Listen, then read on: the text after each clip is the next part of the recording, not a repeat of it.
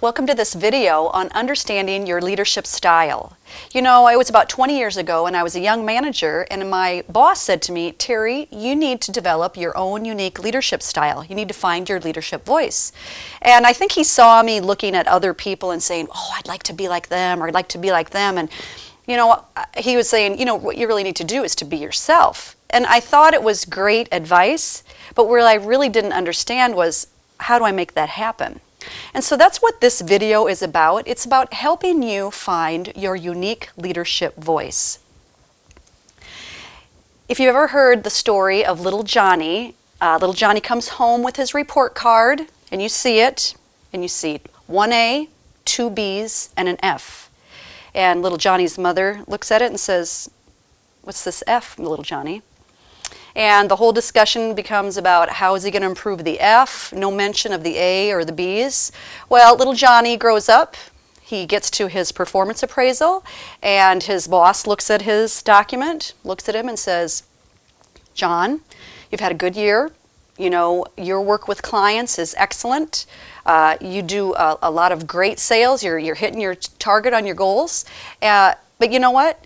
You have a detail orientation problem. So I want to spend the majority of this performance appraisal talking about how we're going to improve your detail orientation. An A, 2 B's, and an F, and his boss handles it the same way as his parents did. You know, we're all a lot like that. We focus on the negatives. But what I've realized that in order to find your unique leadership voice, you really need to know what your strengths are.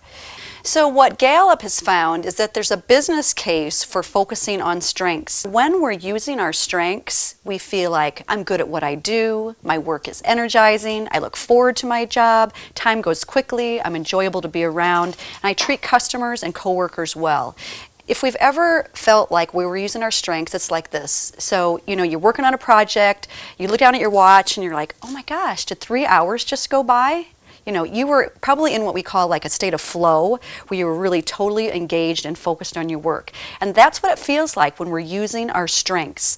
And when we're not using our strengths, it feels like I don't excel at my work is tiring, I dread my job, and time drags on. So again, our goal, when we really find our leadership style, we're totally in our flow and we're using our strengths. So our strengths are made up of 3 areas: our talents, our knowledge, and our skills. Our talents are really determined by the synapses in our brain. So as we grow up to the age of about 16 to 20, we start to lose synapses. And the ones that remain that are really dominant would be our 4-lane highway. And those are our distinct way of seeing the world. So simply put, our synapses determine our talents.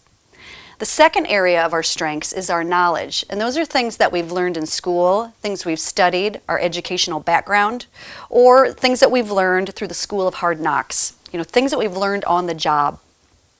And then the third area of our strengths is our skills, and a skill can be defined as something that's unconscious competent.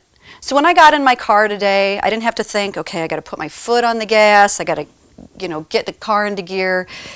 It was just something that I knew how to do. It was an unconscious competent thing. And that's what a skill is. It's something that we can do without even thinking about it. And so that combination of our talents and our knowledge and our skills are those things when we put them together. That's when we're really in our flow, and that's our strengths. So how do I determine what my talents are?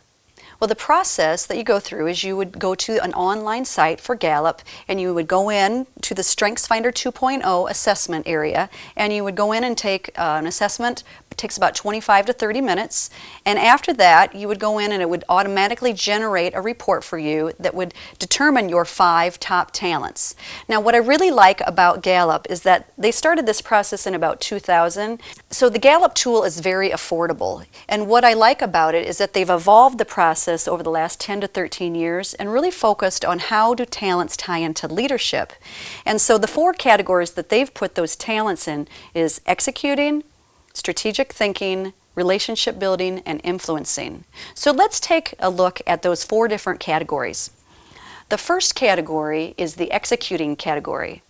And leaders with dominant strengths in the executing domain know how to make things happen. They catch an idea and they make it a reality. An example of someone with strong executing talents is Wendy Kopp.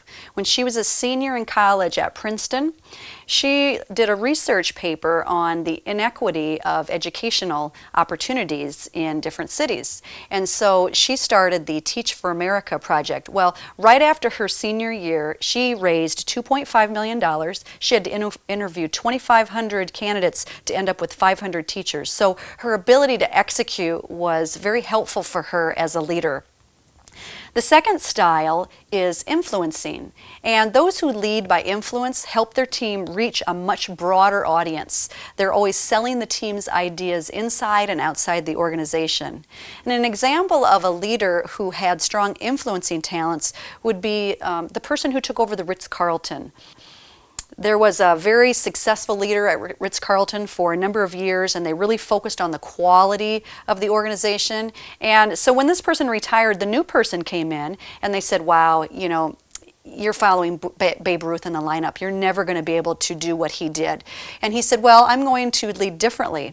And what he did was he took that Ritz-Carlton brand and he brought it out overseas. And he sold that quality brand to a larger audience. So again, two different styles, both very successful.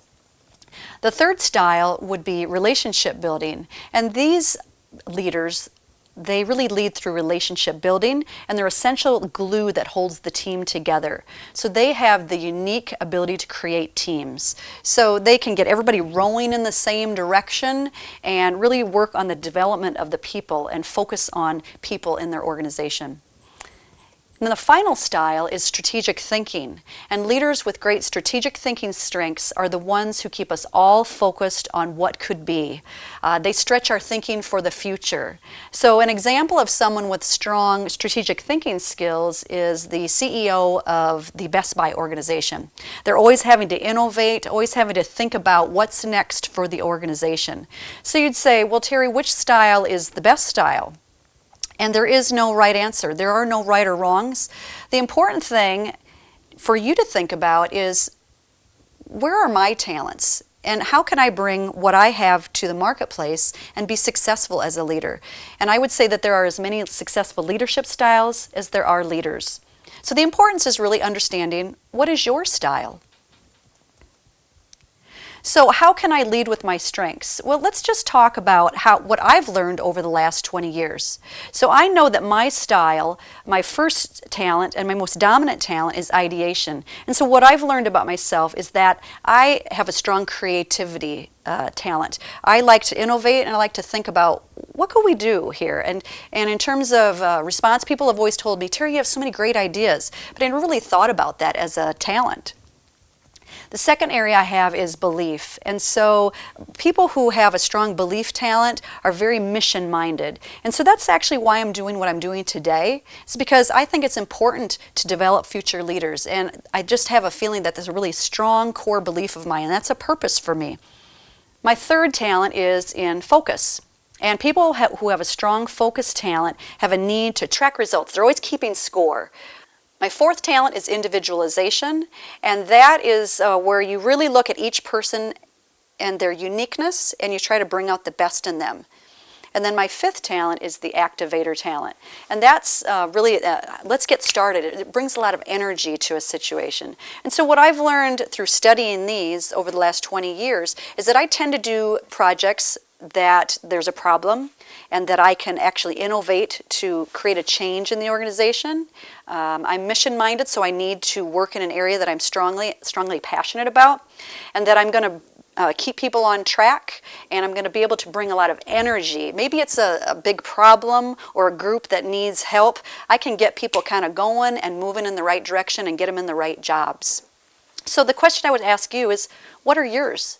And wouldn't it be great to know these early in your career so that you could get yourself in the right spot and really lead in the best possible way? It was about 2 years ago, and I started working with a leader of a large organization. And he said he wanted to work on some succession planning. So we started going through the strategic planning process. That's what he identified that he wanted to work through. And so as I started to plan that project, I knew that the first thing we needed to focus on was core values. And so he was a pretty hard-charging guy. So I said, well, here's the deal. We're going to meet with your team. And the first exercise is going to feel kind of touchy-feely. But trust me, I know what I'm doing, and this is important. So he was really good. We worked with it. And so the first meeting, we sat down with his management team of about 6 people. And I said to them, pretend that you can't talk, that nobody here can communicate. All we can do is observe other people's behaviors. So they had to think about who in this organization best represents what's great about this organization based on their behaviors. And I said, it can't be anybody in this room. So they had to write the name of 5 people. So I went around the room and I said, okay, so who's the first person? I said, well, Bill. I said, okay, let's write Bill. And what's great about Bill? Well, he is like he works from the minute he gets here to the minute he leaves. Just strong work ethic. I said, great, okay. So work ethic. I said, okay, who next? Betty. Okay, well, what is it about Betty? Well, Betty is just really responsible. She will follow through. I tell you what, she will not leave until that work is done. So I said, great, okay. And then who else? Well, Judy. Okay, so what about Judy? Well, no matter what needs, like if a job changes, she's always willing to learn and really grow. So as the company has grown over the years, she's always the first one to really, be willing to work through the challenge and be able to grow. And so as we went around the room, we filled up the whole flip chart, and themes started to emerge from this group. And so they started to look at that, and they're like, yeah, these top 3 things, they're really who we are. They really are, represent what's great about our organization. I said, okay, so why would we go through this touchy-feely exercise? And I thought, well, what happens if the boss leaves? And the new boss comes in, and he doesn't know anything about this, and he doesn't have any of these. As a matter of fact, he's kind of doing the opposite of these. How do you suppose that's going to affect the organization? People are going to quit.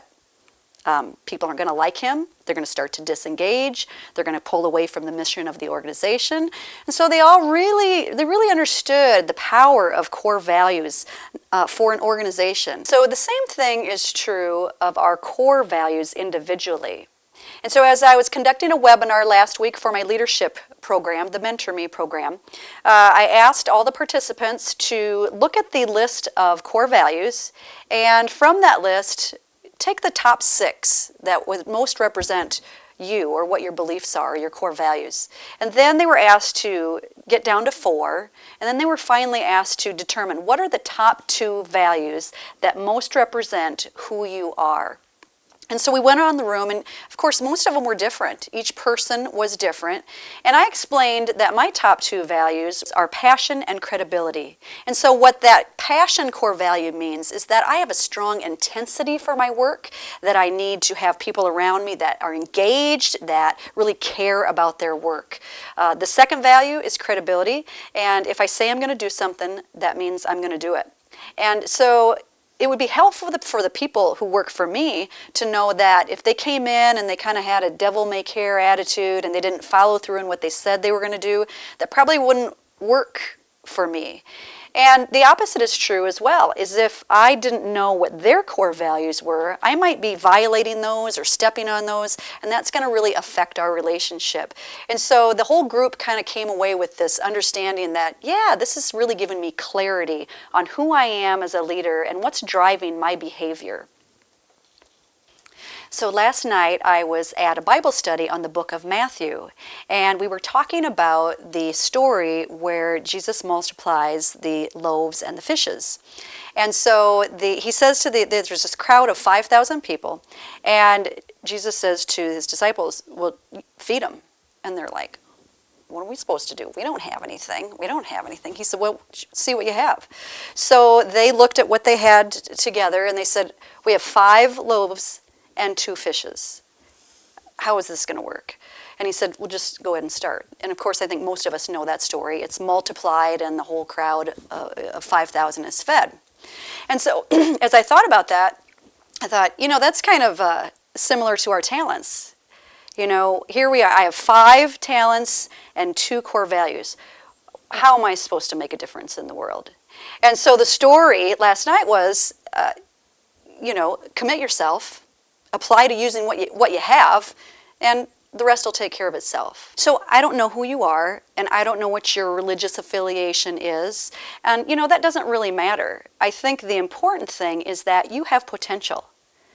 All of us have potential, and we have to take what we were born with, we have to take those talents, we have to take those beliefs that we have, and we have to put them out there in the world. And when we do, we're going to really understand why we're here and what our purpose is, and what we can accomplish. So my advice to you at the end of this video is to take a strengths assessment. Figure out what those talents are. Go back to the list in the video, identify what your 2 core values are. Figure out who you are as a person, and when you do, you can make a difference in this world.